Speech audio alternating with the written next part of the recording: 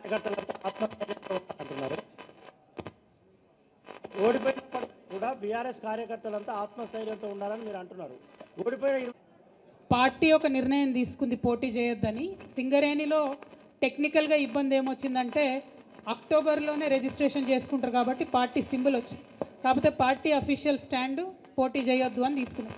సమయాన్ని సందర్భాన్ని బట్టి నిర్ణయాలు తీసుకుంటారు, అట్లేముండదు. మనం పోటీలో లేమన్న విషయం నేను కూడా బాహాటంగా చెప్పిన. అందుకోసం ఏం చెప్పినా, సింగరేణిలో మేము ఇన్ని పనులు చేసినాం, మీ ఆత్మ ప్రబోధానుసారం ఓటేయండి అని చెప్పినాం.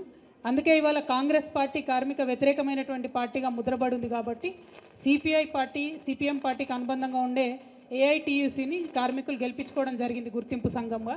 సో టీబీజీకేఎస్ నాయకులు ఉన్నటువంటి వాళ్ళు కూడా అక్కడ లోకల్ పరిస్థితులను బట్టి వాళ్ళ యొక్క నిర్ణయం వాళ్ళు తీసుకోవడం జరిగింది. పార్టీ పోటీలో లేదు కాబట్టి అటువంటి రిజల్ట్ వచ్చింది తప్పితే